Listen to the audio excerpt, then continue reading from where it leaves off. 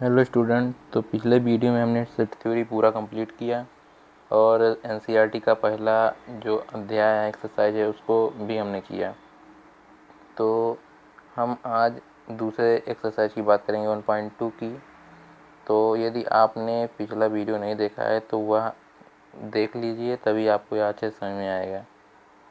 तो यदि चैनल पर नए हैं तो चैनल को सब्सक्राइब और लाइक करें। तो आइए देखते हैं क्या है। निम्नलिखित में से कौन से रिक्त समुच्चय के उदाहरण हैं, यानी कौन सा इम्पटी सेट का एग्जाम्पल है। तो पहला है 2 से भाज्य विषम प्राकृतिक संख्याओं का समुच्चय। तो प्राकृतिक संख्याएं हम जानते हैं कि इसमें जीरो शामिल नहीं होता है और 1 से लेकर इन्फिनिटी तक होता है। यहाँ विषम प्राकृतिक संख्याएं तो 1, 3, 5, 7, 9। तो 2 से भाज्य हम जानते हैं कि 2 से केवल जो सम संख्याएं होती है वही भाज्य होती है, जो कि विषम संख्या यहाँ पर है। तो 2 से कोई भी संख्या भाज्य नहीं होगा, तो यह एम्प्टी सेट है। दूसरा है सम अभाज्य संख्याओं का समुच्चय। तो हम जानते हैं कि जो 2 होता है, जो वो सम भी है और अभाज्य भी है, क्योंकि अभाज्य संख्याएं उसे कहते हैं जो स्वयं से भाज्य हो और 1 से भाज्य हो। तो जो 2 होता है वह 2 के मतलब स्वयं के अतिरिक्त किसी और से भाज्य नहीं होता है और 1 से भाज्य होता है। तो जो 2 है वह समअभाज्य संख्या है, तो यह एम्प्टी सेट नहीं है, क्योंकि इसमें एक एलिमेंट है जो 2 है। अगला एग्जाम्पल है यक्स सच दैट एक प्राकृतिक संख्या है, एक नेचुरल नंबर है, जहाँ यक्स का मान 5 से छोटा और साथ ही साथ 7 से बड़ा। यानी जो यक्स है वह 5 से छोटा भी हो और 7 से बड़ा भी हो। तो प्राकृतिक संख्या है तो 5 से छोटा हो तो 1, 2, 3, 4, 7 से बड़ा यानी 7, 8, 9, 10, यानी इनके बीच में कोई भी संख्या नहीं आएगी। तो यह भी एक एम्प्टी सेट है, क्योंकि इनके बीच में तो कोई भी संख्या नहीं आएगी। 5 से छोटा हो गया तो और 7 से बड़ा, और बीच में कोई संख्या ही नहीं है, तो यह एम्प्टी सेट है, यह भी एम्प्टी है। अगला है y सच दैट y इस प्रकार है कि किन्हीं भी 2 समांतर रेखाओं का उभयनिष्ठ बिंदु है। तो हम जानते हैं जो समांतर रेखाएं होती हैं वह एक दूसरे को कभी प्रतिच्छेद नहीं करती हैं। तो जब प्रतिच्छेद ही नहीं करेंगी तो उनके मध्य कोई कॉमन पॉइंट कहाँ से होगा। तो इनके मध्य कोई भी उभयनिष्ठ बिंदु नहीं होगा, कोई भी कॉमन पॉइंट नहीं होगा, तो यह भी एम्प्टी सेट है। तो हम देख रहे हैं कि पहले क्वेश्चन में पहला, तीसरा और चौथा एम्प्टी सेट का एग्जाम्पल है, दूसरा जबकि नहीं है। तो आगे दूसरे क्वेश्चन में बात करते हैं।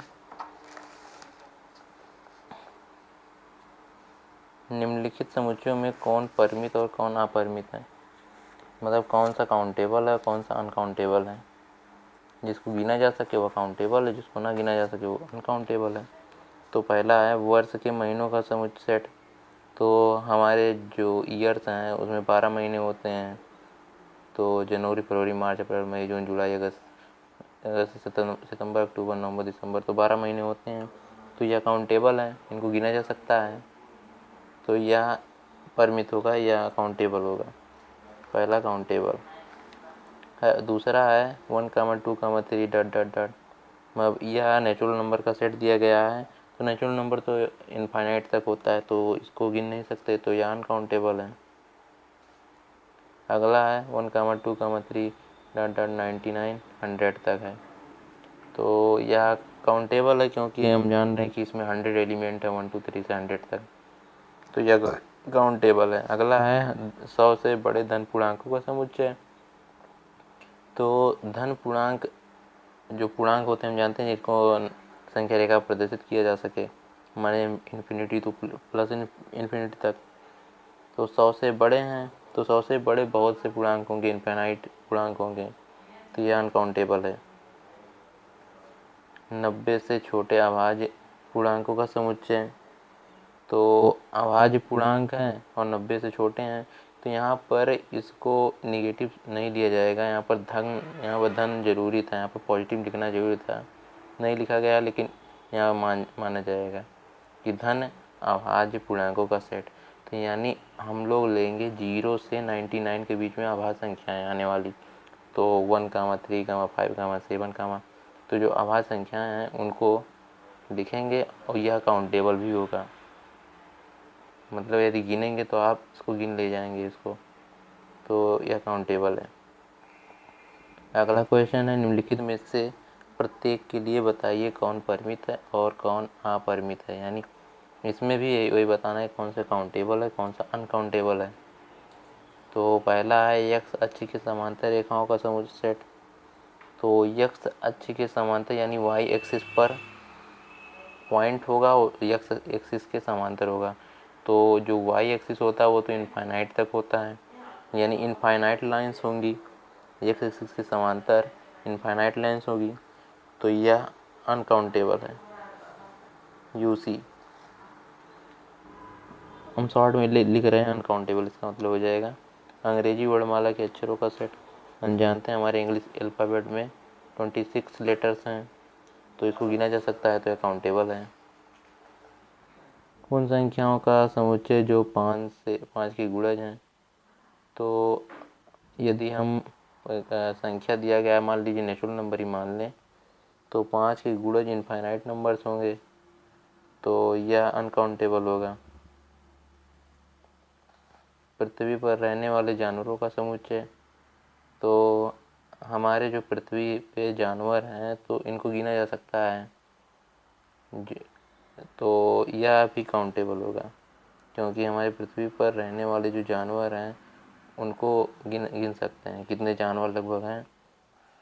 अगला है मूल बिंदु 0,0 से होकर जाने वाले वृत्तों का सेट।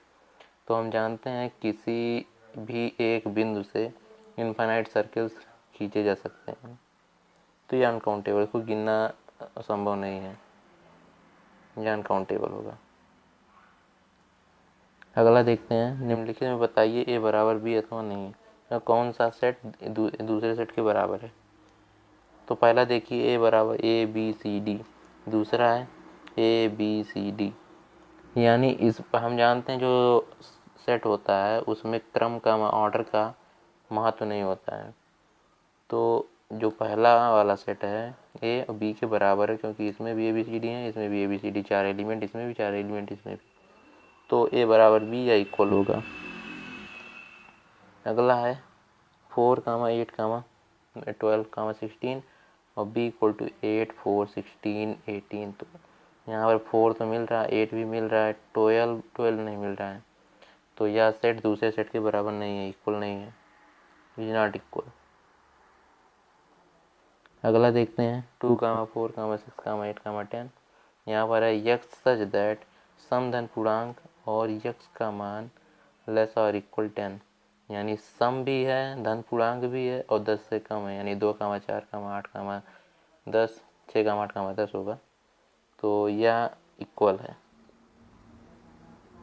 यहाँ पर सेट बिल्डर मेथड दिया गया है, यहाँ पर रोस्टर मेथड में लिखा गया है।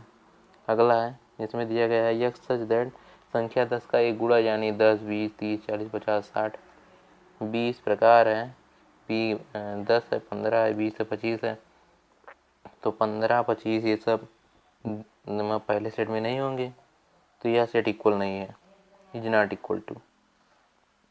अगला क्वेश्चन देखते हैं, क्या निम्नलिखित समुच्चय युग्म समान है, कारण सहित बताइए। तो दिया गया है युग्म यानी ए और बी इक्वल है या नहीं, इसको इसमें पूछा गया है। ए बराबर दिया गया 2, 3, बी बराबर यक्स सच दैट समीकरण का एक हल है। तो इसको ये जो ए का वैल्यू है 2, 3 उसको समीकरण में रख के देखते हैं या नहीं। तो समीकरण है, यहाँ पर देख लेते हैं, 1 मिनट। समीकरण है X square plus 5x plus 6 equal to 0 है, और जो सेट दिया गया है 2, 3 का सेट है, तो पहले 2 रख के देख लेते हैं, देखते हैं इक्वल आता है कि नहीं। तो 2 रखेंगे 4 हो जाएगा, 10 हो जाएगा, प्लस 6 इक्वल टू 0। तो 10, 4, 14, 6, 20, 20 इज नॉट इक्वल टू 0, तो या तो इसका हल नहीं है। अब 3 रख के देखते हैं, 3, 3 का 9 प्लस 15 प्लस 6 0, 15, 6, 21, 9, 30, 30 भी नॉट इक्वल टू 0। तो यानी 2, 3 इस समीकरण का हल नहीं है, यानी यह युग्म समान नहीं है। अगला है ए बराबर एक्स सच दैट शब्द फॉलो का एक अक्षर है, बी वाई सच दैट शब्द ऑल का एक अक्षर है। तो यहाँ पर देखिए फॉलो को पहले जो यहाँ पर कुल मिला के पूछा गया है सेट ए और सेट बी बराबर हैं। तो फॉलो का यदि हम सेट लिखेंगे ए इक्वल टू लिखेंगे तो आएगा एफ ओ एल डब्लू, ये 4 अक्षर आएंगे। और बी बराबर दिया गया है डब्लू ओ एल एफ।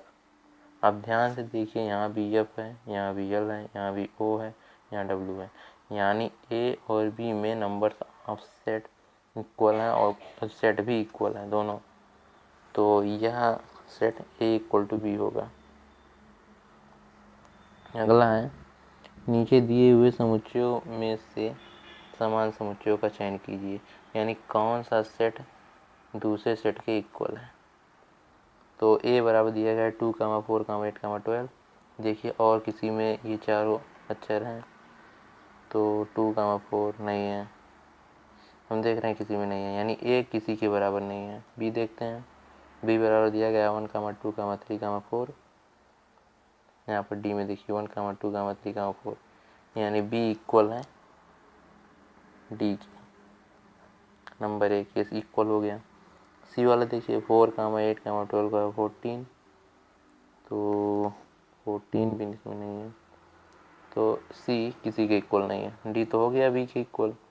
ई का देखते हैं -1, 1, यहाँ पर देखिए जी 1, -1, यानी ई इक्वल है जी के, ई बराबर है जी के।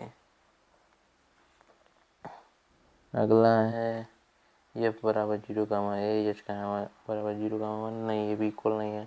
तो केवल दो ई सेट बी बराबर डी इक्वल है और ई बराबर जी इक्वल है। तो ये पूरा एक्सरसाइज पूर्ण हुआ। हम अगले वीडियो में अगले एक्सरसाइज की बात करेंगे। धन्यवाद।